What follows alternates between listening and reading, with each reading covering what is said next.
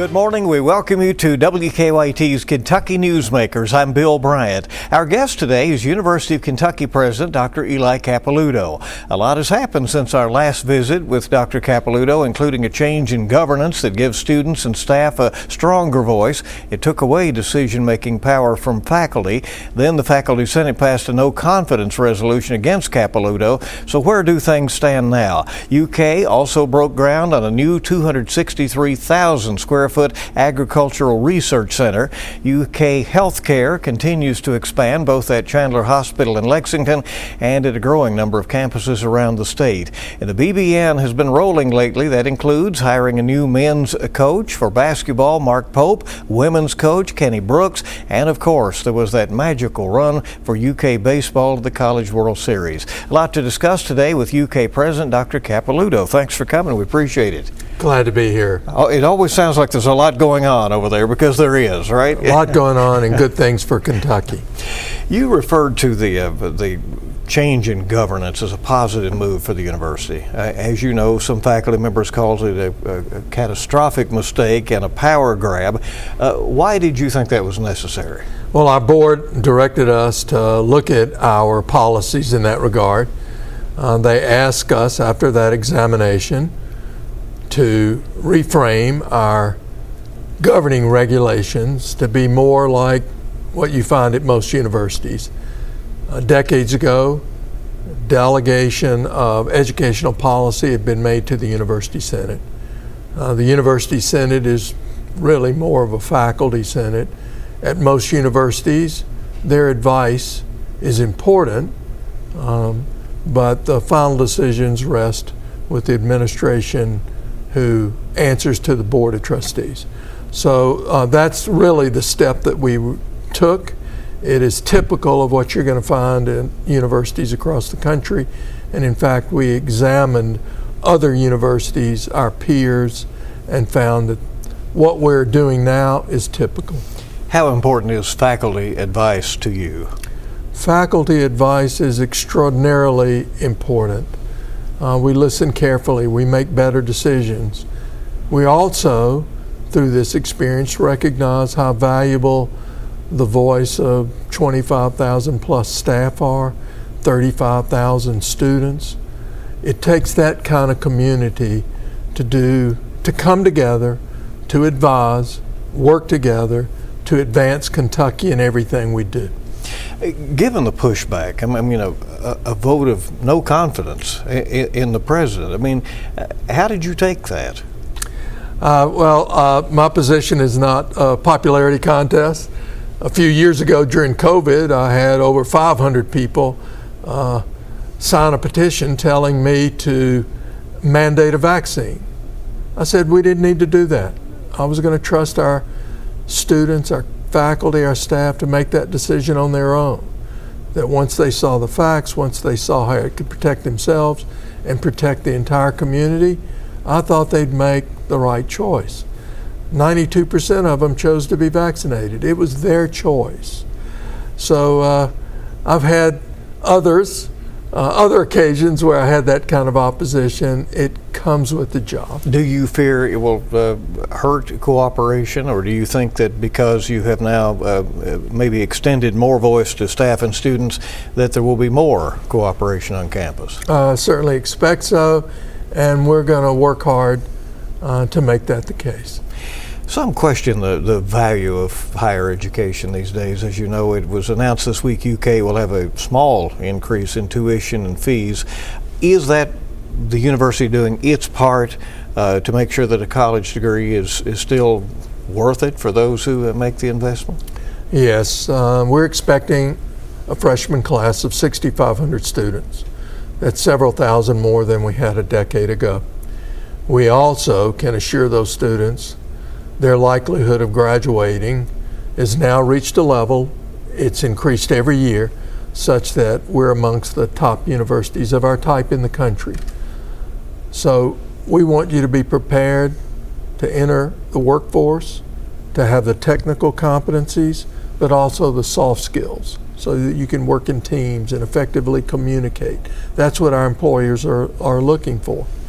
I'm proud to say that 50% of our students graduate with no debt, and the amount of debt has been decreasing. It totals, for those who have debt, $30,000 to $35,000, the cost of a new car today. We know from employment data that the return on that investment is still quite strong. So I feel good about what we offer at the University of Kentucky.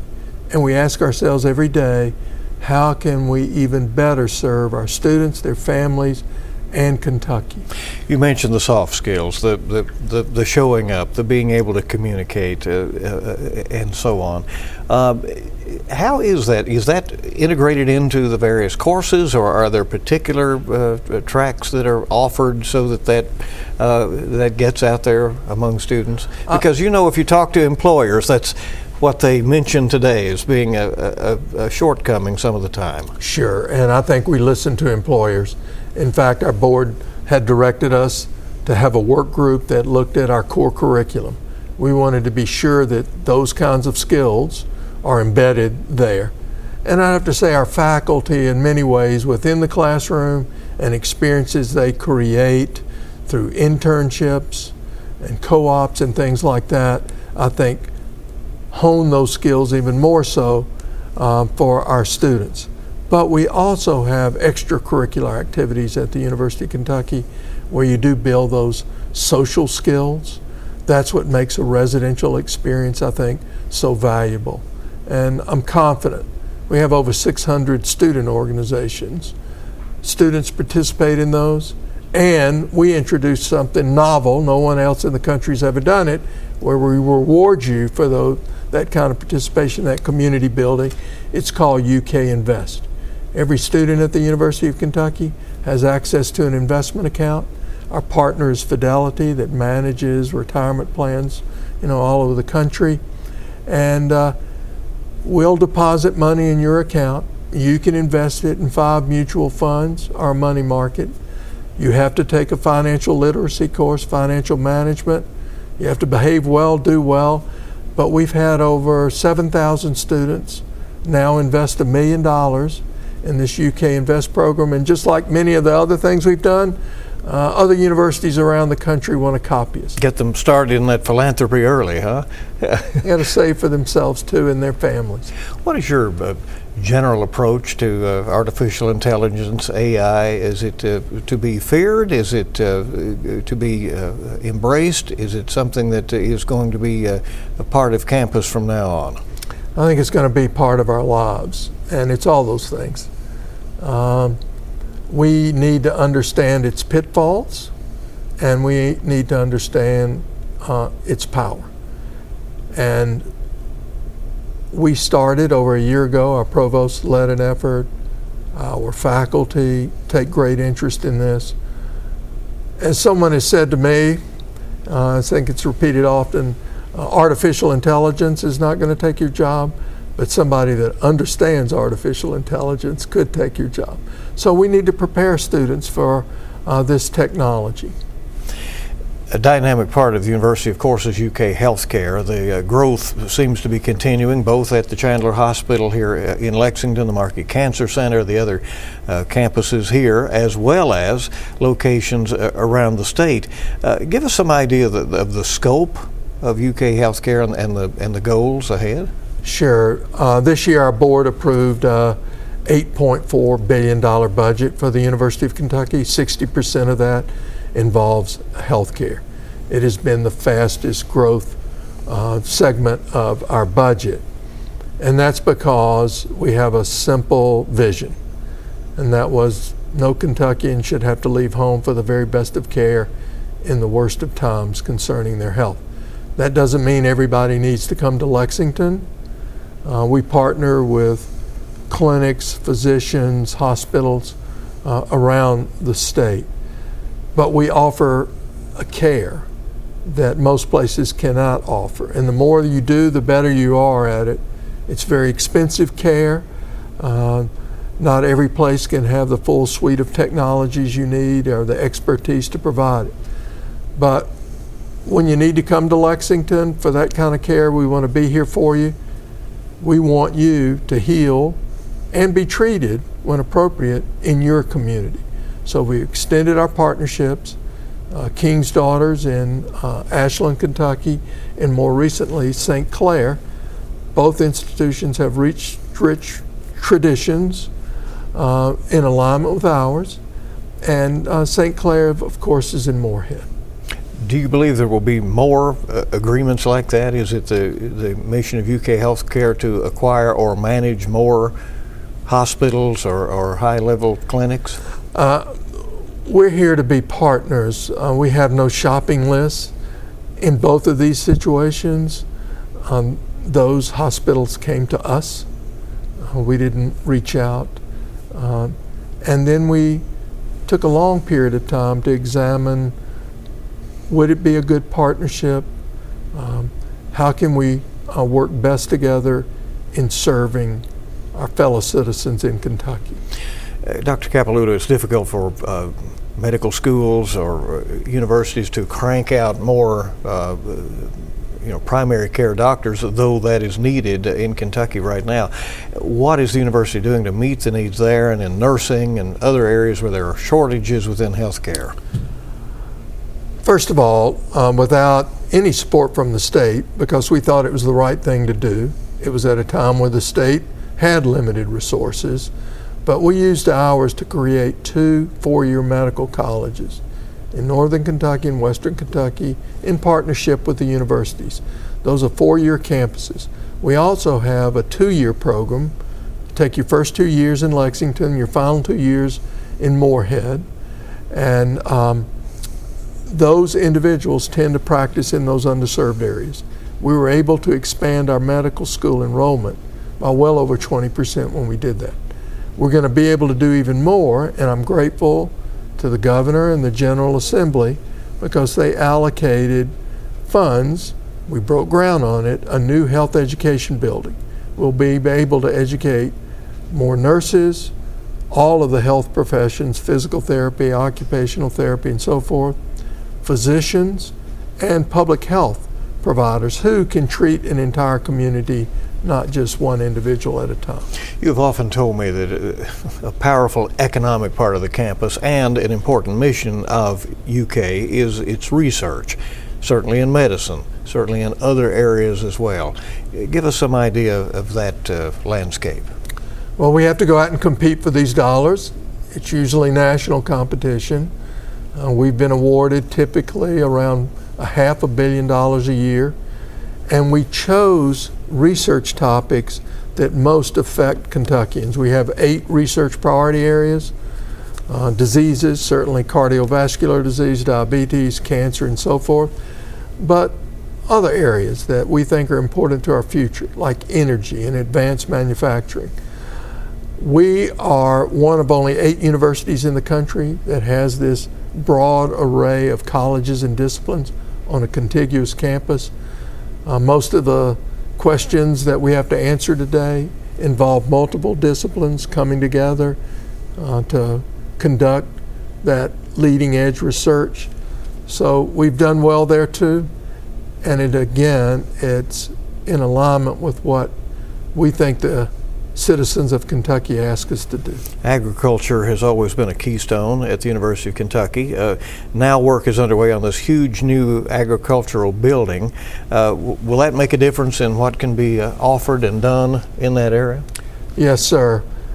Our College of now Agriculture, Food and Environment, and I like to say the Martin Gatton College of Agriculture, Food and Environment, thanks to the generosity of Bill Gatton, the Gatton Foundation, a $100 million gift, an investment in something that has been central, not just to our economy in Kentucky, but what people learn on a farm and the values that they bring with them to the University of Kentucky, or they take back with them to that farm. And in today's world, the technology you need to manage the entire agricultural sector, it too is influenced by things like artificial intelligence. So to have that kind of research capacity bodes well for Kentucky's future. The Kentucky legislature considered and may revisit DEI legislation. You opposed it. Do you believe it is wholly unnecessary for lawmakers to go in that direction when they return to Frankfort? So we recognize that our workforce in Kentucky could be better. Our workforce participation rate is not as high as we like. We think that there are folks who come from communities where they may not have known an engineer or a physician or a lawyer. And how can we work to bring those individuals into the workforce, to build a workforce, at the same time giving an opportunity to everyone? Our employers expect, in terms of those communication skills, team building skills, that they can work with people who have differences. And those are vast in Kentucky. And everyone deserves to be respected and heard. And that's really the gist of the efforts we have on our campus, to build a community where everybody feels like they belong, where everyone is respected. You should be able to carry yourself with dignity and honor, knowing that people are going to extend that to you. So that's the educational opportunity we want to provide. And you support that be intentional and that there be offices that are dedicated to that purpose? There are many ways for us to accomplish those goals. I am pleased that we have had improvement, for instance, in student success. And it's not just in the ways that people often classify it, simply on race, but when it comes to first generation or low income or from a rural community, we look at all of those things, and we've been able to progress because I think we recognize we have different stories, we have different life experience. How can we recognize that in one another and be more successful in all we do? We're with UK President Dr. Eli Capilouto. In just a moment, we'll talk some sports and some other topics on campus. Kentucky Newsmakers will be right back.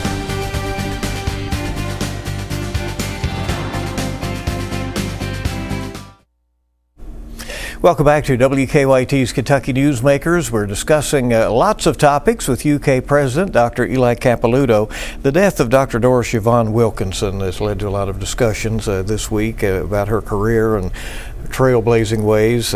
One of UK's first African-American graduates, the first full-time black faculty member.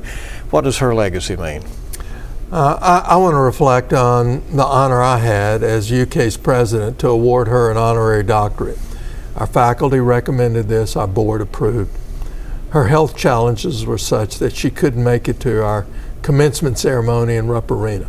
So I visited her in her assisted living facility. Small ceremony, that's what she wanted, but we donned our regalia.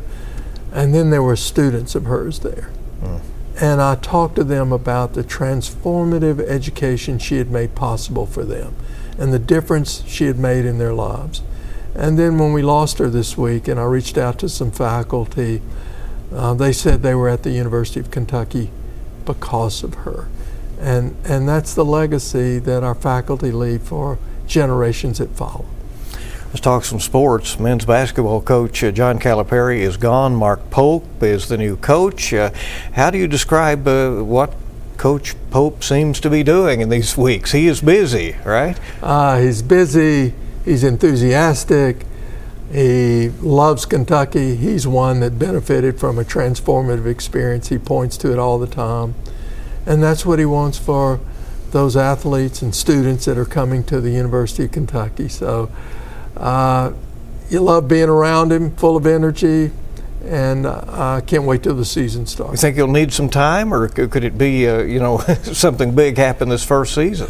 He says that he understands the expectations are for things to happen, so I'll trust him to make that the case. UK women also with a new coach, Kenny Brooks. He's taken 10 teams to the NCAA and 1 to the Final Four. Do you feel good about his prospects at Kentucky? These gentlemen are similar to me in this respect. The students and their welfare is going to matter most. They recognize how sports can build community at a time, especially when too often we get divided over things. They recognize uniquely what the student-athlete experience can mean, and they want to provide something that is challenging and wholesome. Academics matter a great deal for them, and so I'm very excited. What did it mean for you, for UK baseball, to do so well? Go to the College World Series for the first time and really compete. Well, I'll confess, I went out there. Okay. And it was my first trip, along with our baseball team's first trip. And again, great coaches, great students, having a unique experience, and the crowds from Kentucky. We travel well. I think in that first game, we played North Carolina State. We outnumbered their fans 2-1. It's kind of unusual to have something to cheer for in summer, wasn't it, right? Well, let's make it more usual. All right. There may be little you can say about this. Former swimming and diving coach Lars Jorgensen has denied allegations of sexual assault and harassment made in a lawsuit. We won't talk about the allegations here, but the university released a statement. Is there anything you would add to that, or could? I would simply say those allegations are deeply disturbing to us. We do this in any kind of allegation we have at the University of Kentucky. First of all, we try to prevent those through education. We try to monitor. If something's reported, we immediately pass that on to the appropriate office or entity that needs to investigate. We expect everyone to cooperate. We expect people to listen to the results and take action. I feel confident we detected what we thought were NCAA potential violations in terms of practice restrictions. Our athletic department investigated those, worked with the NCAA, and took appropriate actions to discipline that coach who's no longer with us. And then months later, we learned about these other disturbing allegations. That too has to follow a process. The work continues at Memorial Coliseum. Are things on time and on budget there? Well, they tell me they are. I drive by it or walk by it every day. I certainly hope so. It's a special place. You mentioned Bill Gatton, and there are others. Of course, there's been huge money come from that family to campus. And what does it mean when families do invest in the university and in its future? I've been honored to hear their stories. Yesterday I traveled to Eastern Kentucky and spoke to the Rogers Scholars. It's a program that Hal Rogers made possible. And I take questions at the end. So I got questions about, among others, engineering, law, and agriculture. So I got to tell them the stories, including our honors college. Tom Lewis, Eastern Kentucky roots and ties. He gave back to Kentucky, doesn't live here long. Stan Pigman, an engineer from Eastern Kentucky, paying back, paying forward to open those doors wider to engineering, especially kids from Eastern Kentucky. The Martin Gatton College of Agriculture, Food and Environment. What Mr. Gatton learned on a farm and lessons I learned from him, I'll never forget.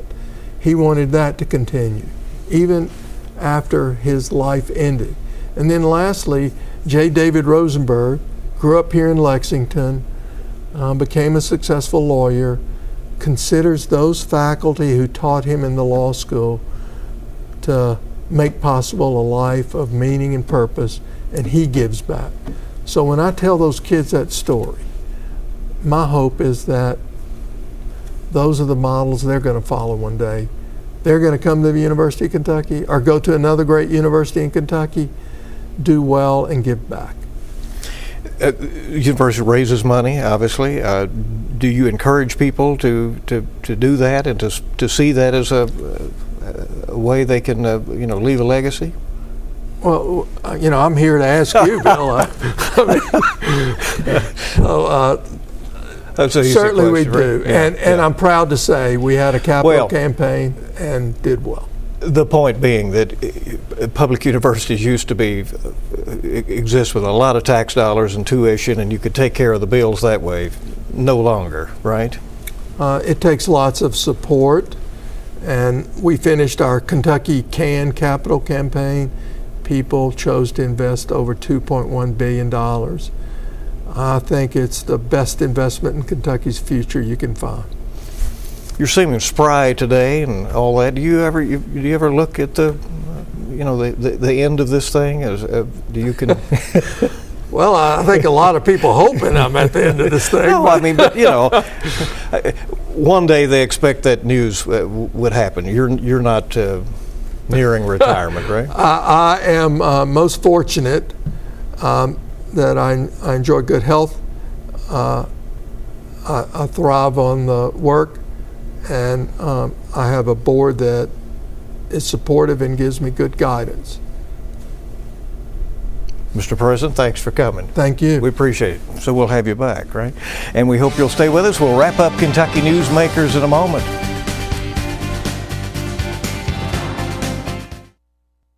Welcome back, and before we go on Kentucky Newsmakers, Agriculture Commissioner Jonathan Schell is one of our scheduled guests on our next edition. We thank you for joining us for this edition of Kentucky Newsmakers, and we certainly hope you'll stay with WKYT News and make it a good week ahead.